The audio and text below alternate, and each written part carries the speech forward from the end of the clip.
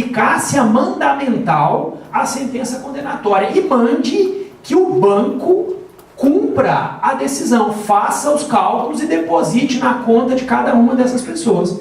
O juiz do Paraná deu, não foi Sérgio Moro, o juiz do Paraná deu isso, houve recurso, e o STJ confirmou. Quinta-feira eu passo o número desse acordo para vocês. O STJ confirmou e disse, beleza, é isso aí, Banco do Brasil, se vira, faz as contas e tal. Eu tenho feito isso já há anos em todas as ações que eu posso.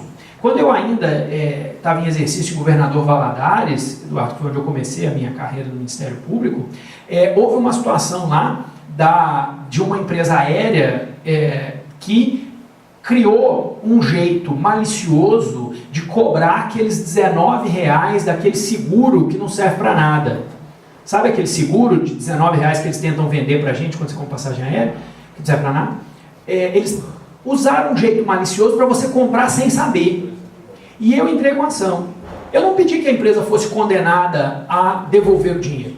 Eu pedi que ela fosse condenada a identificar todas as pessoas que pagaram o seguro no período tal a tal e, uma vez identificados, adotasse as providências necessárias para devolver a cada um deles R$19,90, que era o valor. A gente não tem que fazer um cadastro gigante quando compra passagem aérea, você não tem que dar lá nome, endereço, CPF, telefone, certificado de vacinação. Então, a empresa tem todos os dados, eu não preciso fazer nada, ela tem os dados, ela sabe para quem ela vendeu. Na nossa área, é fácil, porque na relação de trabalho, é simplesmente dar e pagar em favor dos trabalhadores que já foram lesados. Exatamente. No Supremo, quando se discutiu a legitimidade de sindicato ampla, até para a fase de execução, nos debates constou-se, né, uma formação de corrente de que cabe ao devedor, quando ele que detém os meios, a liquidação e pagamento. Pois é. Não ao credor. Que legal, eu fico feliz de saber que vocês já estão mais avançados nisso. Devo dizer que na justiça comum isso é muito pouco comum. Na justiça... Agora faltam sentenças, né? Assim, ser confirmadas, né? Sim. Tem sentenças, agora estão permitidas. Exatamente. Depois me manda esse acordo também, a gente compartilha na quinta-feira, esse acordo eu não conheço. Mas é uma questão... que eu devo dizer a vocês, na justiça comum, a gente não tem isso. O pedido padrão é condene a pagar. E depois, na liquidação, eu vou ver o que fazer. É isso que se faz em geral. Muitas vezes as empresas, principalmente as grandes empresas, se manda apresentar a conta e pagar, eles fazem. Ótimo, é isso aí. Eu acho que para vocês estão, em muitos aspectos, muito mais avançados do que nós. Mas para nós, quando eu dou essa palestra para o pessoal do MPF, do MP estadual, o pessoal fala, nossa, é mesmo? Dá para fazer isso? Eu achei que eu que tinha que cobrar. E aí, na prática, o que acontece? A gente joga tudo no fundo. Pela dificuldade de identificar os reais beneficiários, a gente joga tudo nos fundos e não conseguimos depois dar efetividade a essas condenações. Então, é bom, eu acho que essa conduta de vocês é positiva e eu acho que a gente deve tentar expandir isso cada vez mais para conseguir que essas coisas, que a gente dê efetividade máxima às condenações. Vamos ver, eu acho que esse 139.4 amplia esse horizonte. Eu acho que isso é uma forte ampliação desse horizonte. Agora, vai caber muito a nós, que somos parte. Se a gente não pedir, se a gente não insistir, isso aí vai virar letra morta. Vocês têm que se lembrar que o TAC também surgiu por acidente. Né? O Collor vedou um negócio errado lá e por isso surgiu o TAC. Então, às vezes, um acidente é tudo que a gente precisa. Isso aqui é um acidente. Ninguém queria que isso aqui estivesse no código. Foi um acidente, ficou para trás. Então, se a gente conseguir transformar isso num dispositivo mais efetivo, numa realidade mais efetiva, vai ser muito bom para nós. Porque, a gente vai falar disso na quinta-feira, aqui na Justiça do Trabalho a coisa é um pouco melhor, mas na Justiça Comum, execução é uma lama. Você não consegue cumprir nada. É fácil ganhar, difícil cumprir. Então, isso é muito importante para nós. Falaremos um pouco mais sobre isso na quinta-feira. Vamos começar então pelo procedimento comum em primeiro grau de jurisdição. Coloquei aqui no material, que vai ficar disponível aí para vocês, uma listinha de dispositivos, só para vocês saberem a ordem de leitura. Mas não se preocupem com isso, a gente vai passar por esses dispositivos. Eu começo então do início com a petição inicial. O artigo básico da petição inicial é o 319. Então, o 319 é o que vai nos dar lá no CPC os requisitos da inicial. Basicamente são os mesmos requisitos que nós já tínhamos no velho CPC, menos um mais um. Não existe mais aquele velho requisito de requerer a citação do réu, que era um requisito idiota, né? Não serve para nada, requer a citação do réu. Daí, claro, tem que requerer a citação do réu. O réu tem que ser citado. E incluiu a opção do autor pela realização ou não da audiência de conciliação ou de mediação. Que aí vem uma questão. Ao contrário do que acontece para vocês, a audiência de conciliação no cível, o cível resolveu permitir a opção de realização. Então, ela é a regra, mas é uma regra que admite uma exceção, ou duas. Primeira exceção, o direito não admitir autocomposição, que a gente já viu. Segunda exceção, se as duas partes não quiserem a audiência. Então, por isso que o Código coloca como requisito da inicial que o autor diga se quer a audiência, porque ele pode dizer que não quer. E se o réu também disser que não quer, não haverá audiência. Nessa situação, nós temos uma dúvida. Né? Muita gente achava que a audiência tinha que ser obrigatória assim. Que é o que eu acho. Acho que era muito melhor que a audiência fosse obrigatória sempre. Mas se permitiu essa dupla negativa. Devo dizer a vocês que essa dupla negativa dificilmente acontecerá. Por quê? Porque se o réu disser que não quer, o prazo de contestação dele fica abreviado. O réu perde no mínimo 10 dias para poder contestar. Então ele raramente fará isso. É preferível, ele vai falar, bom, é preferível eu ir na audiência e ganhar 10 dias de prazo do que eu perder 10 dias de prazo e não ir na audiência. Então, a não ser naqueles grandes litigantes que já tem contestação pronta, que o processo já é meio que padronizado, para o réu comum, ordinário do dia a dia, vale mais a pena ir à audiência do que não querer a audiência. Eu imagino que a coisa vai ser assim. Como os juízes por hora não têm realizado essas audiências, em todos os casos, então hoje ainda está mais tranquilo. Mas o prazo conta antecipadamente, eu ainda chegarei lá. Edilson, sim. Uma questão prática. Nós antes fazíamos as audiências iniciais, que era só entrega de defesa e tentativa de acordo. Quase ninguém propunha acordo. Deixava para audiência de instrução. Então, quer dizer, essa antecipação de uma audiência que não desenvolve outros atos, dificilmente vai ter um efeito muito bom para o processo civil. O que se espera na prática é que essa audiência de fato sirva para negociar um acordo. Se ela virar um evento burocrático. Agora, por outro lado, se a empresa pede, o réu pede audiência e não apresenta nenhuma proposta de acordo, aí você já pode começar a punir, ou uma proposta de acordo muito ruim. Pois é, essa é uma ideia. Esse é o ponto. Há quem defenda essa tese, de que poderia haver uma punição. Eu acho que não cola na justiça comum, talvez cole para vocês, porque a justiça trabalha mais dura. Mas na justiça comum há quem defenda isso, que se o réu não propõe um acordo, vai à audiência de má-fé.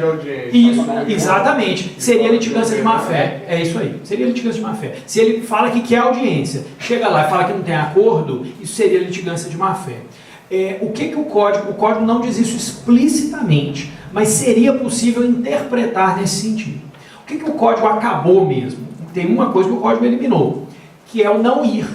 Porque na justiça comum era muito habitual que o sujeito simplesmente não fosse.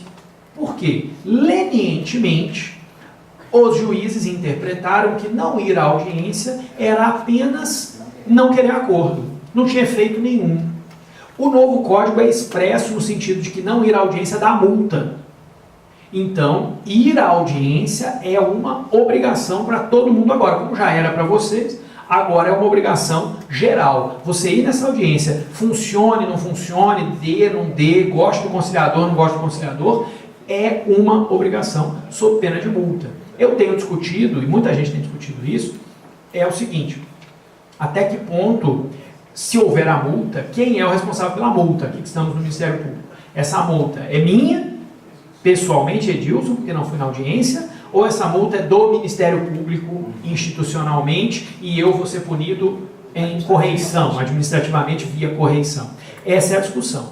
Não tem, o Código também não responde isso. A única coisa que o Código diz é que a multa do que ele chama de ato atentatório à dignidade da justiça, esta sim é da parte, não pode ser aplicada ao representante judicial da parte. Então, se você consegue que uma ordem judicial para que a empresa cumpra uma obrigação, a empresa não cumpre, quem responde pela multa é a empresa, não é o advogado. Só isso que o Código diz. E parece uma coisa óbvia, mas não era tão óbvio assim para o pessoal que advoga para a Fazenda. Muitas vezes os juízes queriam impor multa ao procurador da Fazenda, porque a Fazenda não cumpria determinadas ordens judiciais. Então os procuradores federais, procuradores de município, volta e meia eram ameaçados com multas pessoais. Por isso que o Código disse isso. Agora, as multas por litigância de má-fé, não existe um acordo, o Código não diz nada, e não existe um acordo teórico sobre quem é que paga essas multas. Eu acho que se o ato de má-fé é de responsabilidade do representante, eu acho que quem tem que pagar é o representante. Mesmo que isso seja um entendimento unânime. Mas eu acho que a gente tem que ser menos corporativista nesse negócio. Se é uma litigância de má-fé, se o advogado é que apresentou um recurso protelatório, ele tem que ser punido. Não é a parte, que nem sabe o que é recurso, muito menos sabe pronunciar protelatório, que vai ser punida porque o advogado recorreu protelatoriamente. Mas, enfim, não há acordo quanto a isso. Um item que o Código podia ter eliminado e não eliminou é o item 6, é aquele famoso protesto de provas. Protesta, provaram, alegado, blá, blá, blá, que não serve para nada também. E o Código manteve. Então, aquilo ali, isso continua obrigatório nas nossas petições iniciais. O parágrafo 1º é muito interessante, não sei se vocês têm essa dificuldade. O parágrafo 1º diz o seguinte: caso não disponha das informações previstas no inciso 2, que são as informações pessoais do réu, poderá o autor, na petição inicial, requerer ao juiz diligências necessárias para a sua obtenção.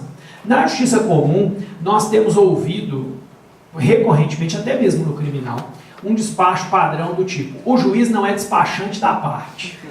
Cabe à parte adotar as providências para obter endereço, etc, etc, etc. Então, este parágrafo diz o contrário, diz que o juiz é despachante da parte, sim, supondo que essa seja a função. E ele tem o dever de fazer isso. Então, se vocês tiverem, claro que para nós isso é um problema menor, porque nós temos acesso a bancos de dados, etc. Mas para o advogado privado, isso é uma grande inovação. Eu dei essa palestra lá em Valinhos e um advogado no final me disse: professor, só isso aqui valeu ter vindo. Porque eu tenho 2 ações que estão paradas há mais de 1 ano, porque eu não consigo achar o réu e o juiz se recusa a expedir qualquer ofício para a localização do réu. Diz que não é responsabilidade dele, que a parte tem que se virar. Então, pode parecer uma alteração pequena, para nós realmente é muito pequena, mas pragmaticamente isso aí, para o advogado particular, representa muita coisa e é uma inovação positiva mesmo. É o tal do princípio da cooperação. Se a parte não tem condições de obter essa informação, ou tem condições numa situação muito difícil, né, tem um ônus enorme para obter essa informação, pode até ser que consiga, mas extremamente onerada, e o juiz consegue obter isso facilmente, basta eles pedir um mero ofício, então, pelo princípio da cooperação, cabe ao juiz produzir esse tipo de informação. O artigo 320 insiste numa questão que já foi tratada N vezes, pelo CPC anterior inclusive, mas que ainda não surtiu o devido impacto, que é: documentos são juntados com a inicial ou com a contestação. Não existe esse samba de juntar documento a qualquer momento do processo, que é o que acontece na prática, né? O sujeito junta documento. Eu sou réu nos embargos de terceiro, que o embargante já juntou documentos 6 vezes ao longo do procedimento. Toda hora que eu digo que aquilo ali não presta, ele vai junto um outro documento. Eu falo: esse documento não resolve, ele junta um outro documento. E vai juntando, vai juntando. não é essa a lógica do sistema. Prova documental é produzida com a inicial e para o autor, com a contestação para o réu. O problema, mais uma vez, é mão mole. Os juízes não mandam desentranhar. Nessas 6 juntadas, eu pedi desentranhamento em todas. Quantas eu ganhei? 0. O juiz não mandou desentranhar nenhuma vez. Então, é isso. Tem um ditado em Minas Gerais que diz o seguinte: defunto, quando acha alguém que carrega, quer que balança. É exatamente o que acontece. Isso é representativo da realidade. Por que o nosso processo é do jeito que é? Porque o defunto achou alguém que carregava e aí falou, então dá uma balançadinha aí. Foi isso. Por que as pessoas fazem isso? Por que tem litigância de má fé? Porque ninguém pune ninguém. Como ninguém pune ninguém, como as punições são raras, você tem uma realidade que todo mundo pode fazer o que quiser e ninguém é punido por nada. Enquanto a gente tiver essa realidade, o processo vai ser o que é hoje, um amontoado de atos desordenados, que todo mundo junta tudo fora de hora, todo mundo faz tudo fora do momento adequado, todo mundo aceita tudo sendo feito no momento inadequado, e assim segue a vida. Então, o artigo 320 não é novidade nenhuma, já existia isso no velho CPC. A questão é, nós estamos ou não estamos dispostos a impor este dispositivo? E só vamos aceitar, depois da petição inicial ou depois da contestação, documentos efetivamente novos, que a parte não tinha acesso ou que não existiam na época da sua manifestação originária. Para a gente isso tem uma dificuldade, porque geralmente nós temos as ações sobre relações continuadas. E a ação... Aí tudo bem, o documento é novo. A ação vai prosseguindo, aí tudo bem. E as situações... Sim, sim. E a inovação, muitos dos inquéritos, apesar de faltar contraditório, têm oportunidades de manifestação do inquirido. Não é apresentada uma versão ou uma justificativa para o fato. Sim. Né? Não é incomum que em juízo... Estou com um caso ali que até foi interessante, porque o juiz limitou até a prova contraditória aos termos das alegações do inquérito, de certo modo. Ok. Que apareceram mais outras 20 alegações em juízo. Pois é. De modo que o inquérito ficou limitado à prova a certos aspectos. E aquelas provas, afinal, isso é uma prova documental, é uma prova oral, qual que é a finalidade, o modo de provar. E reabre toda uma... É quase que reabrir a causa de pedido da ação. Sim. Porque tem que... a investigação se prolonga no curso da ação. Sim, sim. Então, para a gente, na situação dos inquéritos civis, tem Concordo. Essa causa fica um pouco...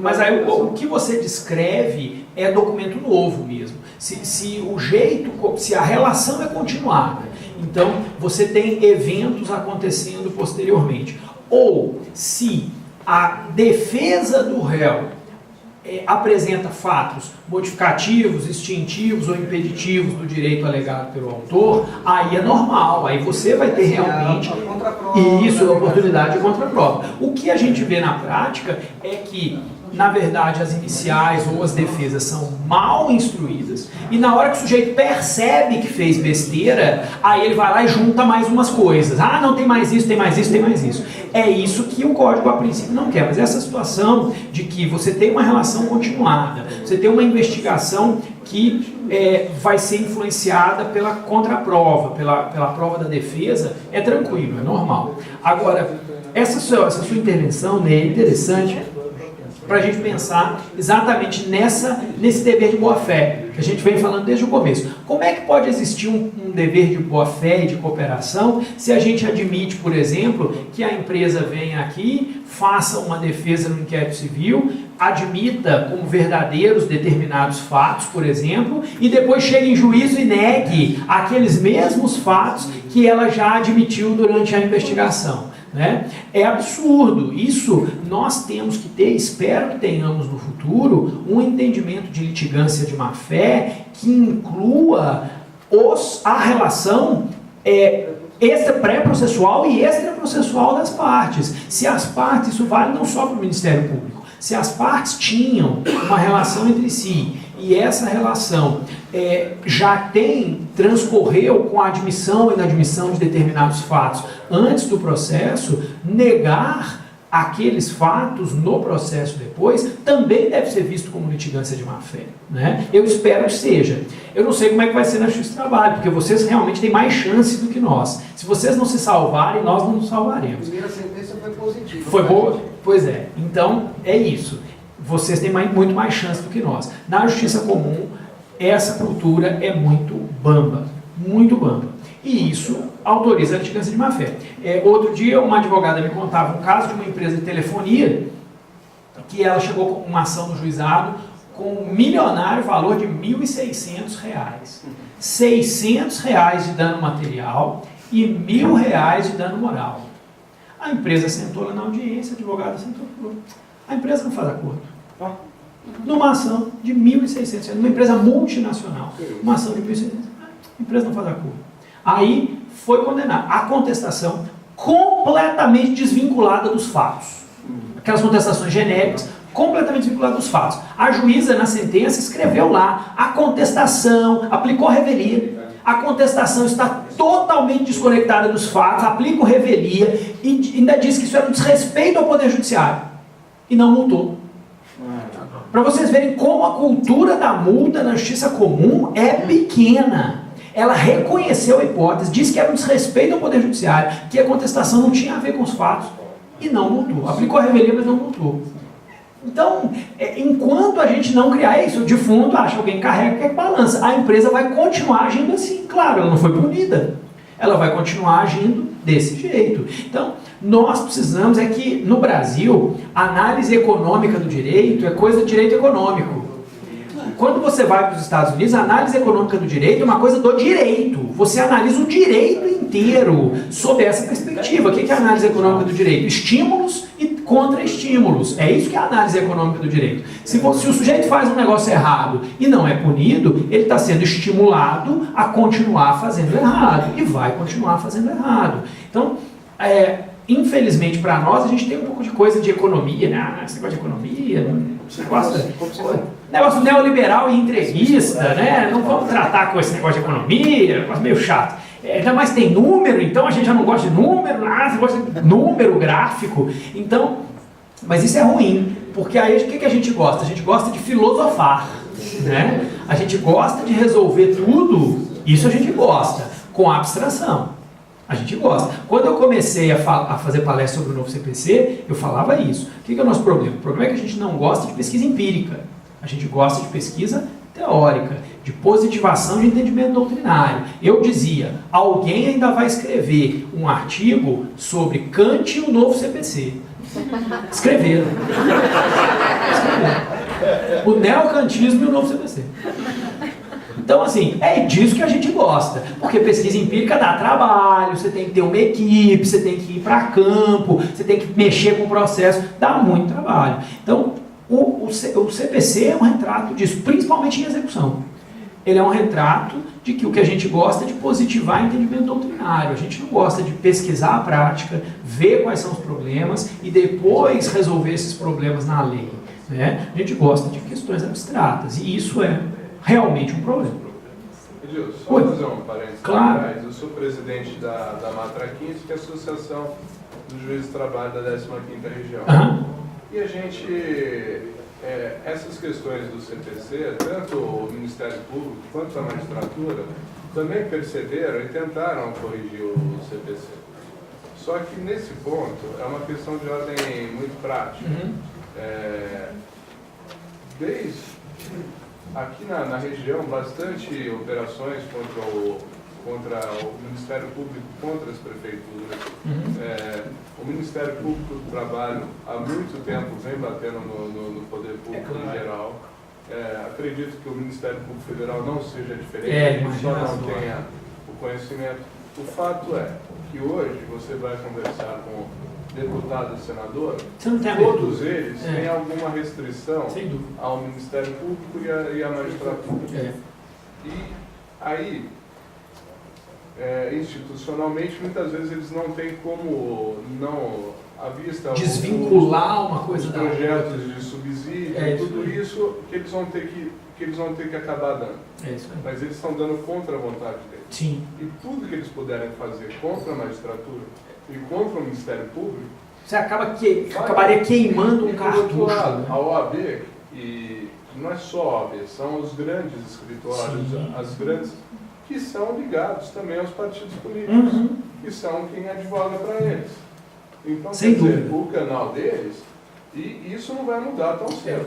Eu não tenho ilusão de que, ainda que eu acho que a coisa podia ter sido feita de um jeito melhor, pelo menos falando pela minha associação, eu acho que isso poderia ter sido feito de um jeito melhor. Agora, eu não tenho muita ilusão de que nós conseguiríamos, empiricamente, um código 1000 vezes melhor se nós tivéssemos feito e acontecido. Porque é verdade mesmo.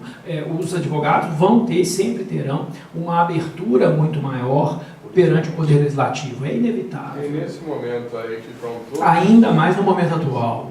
Sem sombra de dúvida. E esse momento atual já vem de 10 anos para trás. Esse momento não começou agora. Não, já começou. Agora é o clímax, talvez seja o clímax, talvez pior, exatamente. É o pior até agora, né? É o pior momento até agora. Que não possa piorar. Mas eu concordo plenamente. Como é seu nome? Rodrigo. Eu concordo plenamente, Rodrigo. Eu acho que é isso mesmo. A gente tinha pouca chance aqui. A gente tinha pouca, e vocês, juízes, menos ainda. Porque o código impacta muito no trabalho do juiz. O que vai acontecer, pragmaticamente, o juiz não vai cumprir. Ele não vai cumprir, ainda mais na justiça do trabalho, que a abertura é ainda maior, né, porque a aplicação é meramente subsidiária, então você tem essa abertura. Agora, o juiz civil, o que ele vai fazer é tocar a vida dele para frente, vai cumprir o que ele acha que interessa ou não. Agora, o que é o problema? O problema aqui é o longo prazo. Essa história de não cumprir é uma coisa que vai muito bem no curto prazo, que é o que nós estamos. Mas a gente tem que lembrar que o velho CPC durou 43 anos. Então, se a gente for fazer um cálculo, se o novo CPC durar a mesma coisa do velho, o novo CPC vai ser revogado lá para 2060. Então, o longo prazo é que é perigoso, porque no longo prazo a lei vai ficando e ela vai sendo aplicada e ela tem uma força inercial, né, de permanência que pode gerar efeitos negativos. Eu acho que no curto prazo a gente está seguro. A questão é saber de que disso vai resultar no longo prazo. Pode ser que não resulte nada, é certo, né? Mas o que a gente vai ver, você vai ver isso muito, e é o meu diagnóstico, eu tenho falado muito isso, é que este é um código de advogados e de teóricos. E não é nem de advogados práticos e tal, é um código de advogados e de teóricos, de gente que tinha entendimentos doutrinários e achou que era interessante positivar esses entendimentos doutrinários para ver o que vai dar. Não é porque aquilo é comprovadamente uma solução melhor para a realidade. É abstratamente uma ideia que aquela pessoa acha que é melhor. Agora, não tem um elemento concreto que possa demonstrar isso. Só para exemplificar um pouquinho disso, a gente tem a cultura do acordo na Justiça do Trabalho. Sim. De qualquer modo, uma colega nossa procuradora fez na sua dissertação uma pesquisa empírica sobre a vantajosidade dos acordos para os trabalhadores. E a conclusão era que um número bem superior a 50% era para pagamento inferior ao valor em controverso. Eu suporia isso.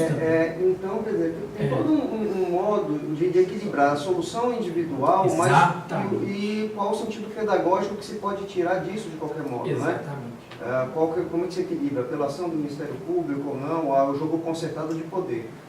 É aí que talvez, eu acho que a gente perdeu a chance, assim, teve um momento da preparação do código do processo que houve uma aceleração. Nesse momento, faltou um timing das normas. Eu lembro da NPT também, nessa questão. A gente perdeu esse momento. E aí passou, o código andou. Até que havia aquela previsão de se transformar as ações individuais com efeito coletivo. Isso, aí que depois acabou vetado. Estava no projeto do Código de Processo Coletivo. Exatamente. E aí inseriram lá, e depois já teve a pressão para o veto, e a gente perdeu de novo o timing. É isso aí.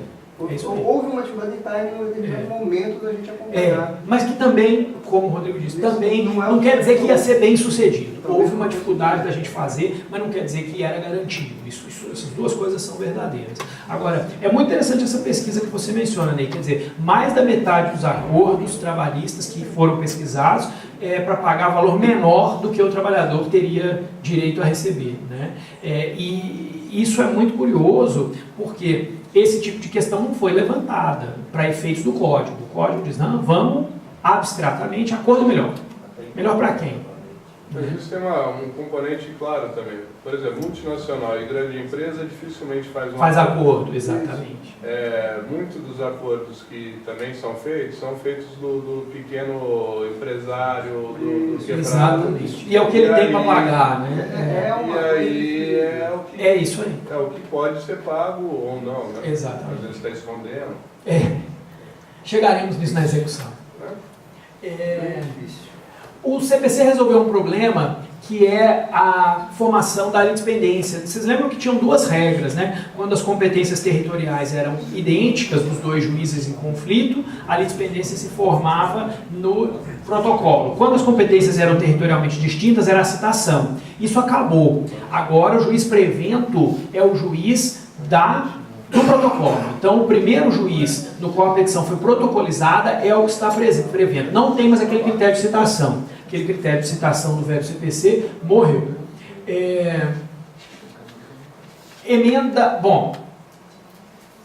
Inovações sobre o pedido. O código fez uma mudança ruim, aqui é uma involução mesmo, em relação ao pedido, fez indiretamente. O artigo 292 vai dizer que o valor da causa considerada a petição inicial, e será, sim, na ação indenizatória, inclusive fundada em dano moral, o valor pretendido.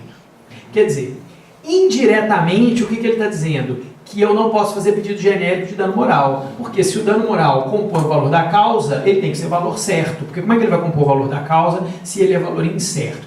Combate-se um entendimento que levou muito tempo para a gente construir, que é o entendimento de que dano moral, como não é uma coisa quantificável de modo exato, eu tenho que fazer pedido genérico, porque eu só vou saber com o entendimento do juiz. Não existe um modo quantificável. Eu espero que isso não pegue. Espero muito que isso não pegue. E o que eu tenho visto é que a prática continua fazendo os pedidos genéricos do jeito que fazia antes e está tudo indo bem.